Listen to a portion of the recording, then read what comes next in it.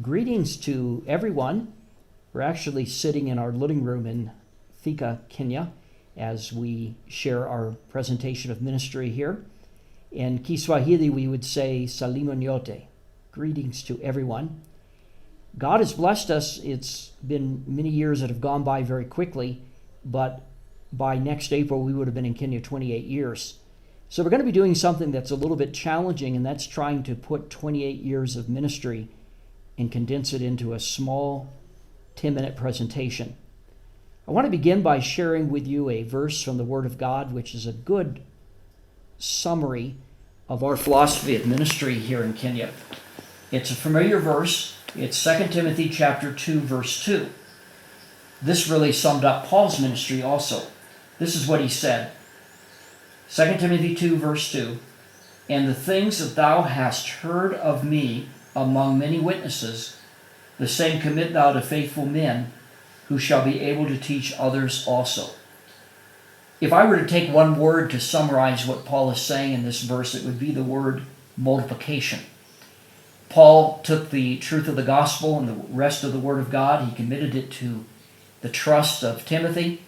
Timothy, in turn, was told that he was to commit it to faithful men, and those faithful men were also to teach others. So there's an ongoing process of reproduction and multiplication. It's our belief that not only should Christians individually lead other people to Christ and disciple them, but that it's a responsibility when churches are planted for those churches to go on to reproduce other churches also.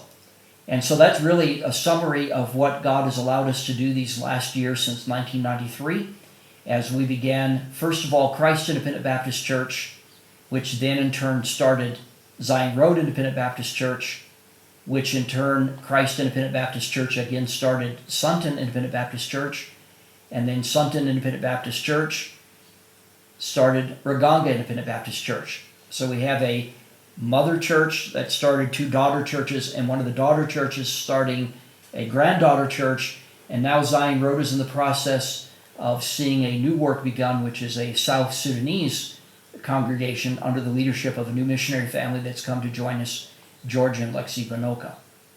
So I trust this will be an encouragement to you, and we'll give God all the praise for what He's accomplished in these years of ministry in Kenya. The Lord has allowed us to plant 4 independent Baptist churches here in Kenya. Let's give you a quick overview of those ministries and what's going on with them now.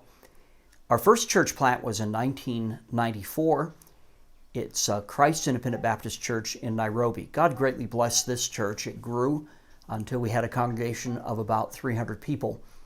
But probably the most exciting thing about Christ Independent Baptist Church was the fact that there were 7 or 8 men in that church that God called to full-time Christian ministry as pastors and church planters.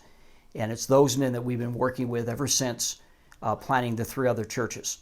Christ Independent Baptist Church about 8 years ago became completely independent, and they have a very godly Kenyan pastor, good deacons that are leading them right now.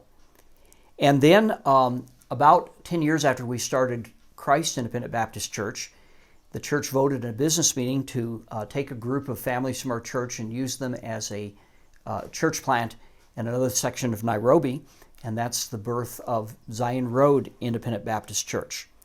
About 2 years later, Christ Independent Baptist Church once again began another church with a group of members from their congregation, and they started Sunton Independent Baptist Church.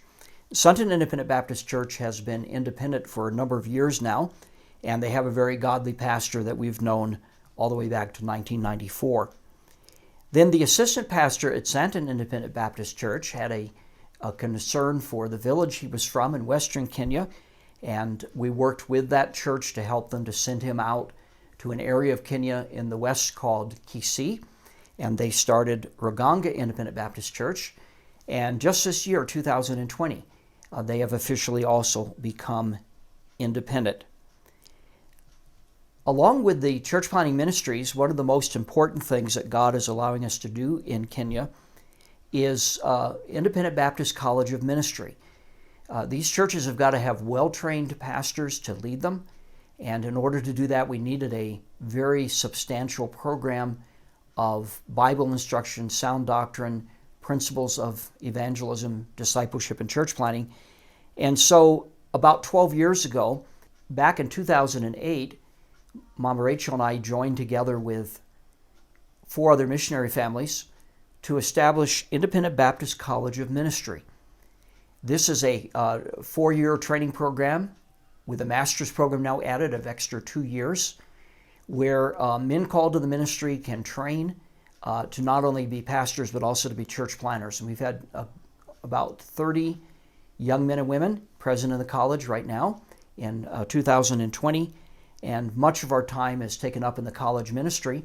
I'm teaching in the college on a regular basis. I'm the dean of students, and Gail is working very hard in the church library and helps also with the music program at the church.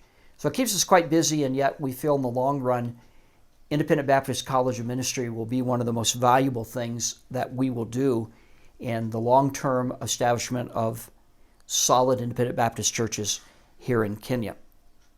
2020 for us, like I'm sure in your ministry, has been very unusual, challenging in a lot of ways because of the COVID crisis. So let me give you an update of what's going on right now. I'm still actively the missionary pastor of Zion Road Independent Baptist Church, although we're making good progress toward that work also becoming independent. In March of this year, the government of Kenya began putting restrictions on public meetings, and by the end of the month, church services were no longer allowed. So we did what I'm sure your church did in the United States. We made a decision to minister to our people by remote means. So on Saturdays, we had a broadcast that we put on YouTube in which we had some special music and a Bible teaching preaching session. And then we also wanted to minister to our children. We didn't want to neglect the children. And so our children's workers would do a children's Sunday school class every week that we also put on YouTube.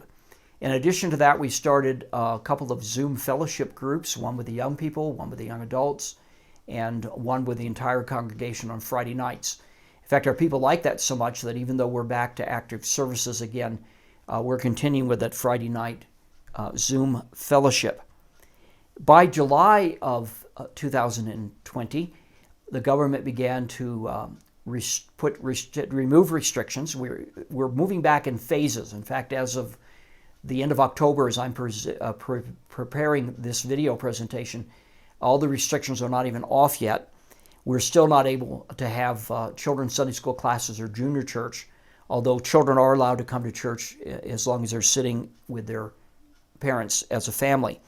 But we're very thankful that as soon as we were allowed to come back together again on July 22nd, our people were eager to do that. There was a hunger that had been created by the absence of being able to meet face to face. In fact, I think if anything healthy came out of COVID, it reinforced to our people just how important face-to-face fellowship is. So when we first came back, we started with about 50 people attending faithfully, and as of the end of October, we're running over 100. We're very thankful for that. Also, a major development in our ministry has been the arrival of a new missionary family with International Baptist Missions, and that is George and Lexi Bonoka. The Bonokas had visited Kenya twice before, and God laid on the heart of Brother George and his wife, especially a burden for reaching the Sudanese people. As you know, South Sudan has been in great turmoil the last few years, and we have a burden for them, and so many of the refugees are living in our section of Nairobi. Different portions of the city have enclaves of Sudanese, and we happen to be one of them. I don't have any exact numbers, but it is not exaggerating to say that within a 20-minute walking distance of our church, there are hundreds of Sudanese people. We see them all the time walking down the streets of the housing area where the church is. We have often let our church building be used when the Sudanese community has had a special function like a funeral or some other family occasion, and we've developed a good relationship with them. But we soon became aware that the South Sudanese were going to have a ministry of their own because they don't integrate very well with the Kenyan residents. They needed their own church. And that's where God put a burden on the heart of the Bonokas to come. And we're going to be facilitating them at Zion Road Independent Baptist Church to help Pastor George and his wife to establish a Sudanese Bible study fellowship, and then to, in turn, see a church planted specifically focused upon ministering to the Sudanese people. As of October 25th, the South Sudanese Bible Fellowship has gotten off the ground, and we appreciate prayer that God will work through the Binoka family, and that one day they'll be able to share with you that that Bible study fellowship has grown into an independent Baptist church. Thank you very much for taking time to watch this presentation of our ministry here in Kenya. In Kiswahili, we say asante sana. Thanks much for your faithful part in our ministry. Now let Gail have the final word here. I would just want to say how much we appreciate your part in our ministry, and I want to thank God for the privilege of being able to minister here in Kenya. It has been a tremendous blessing. Thank you for your prayer support. God bless.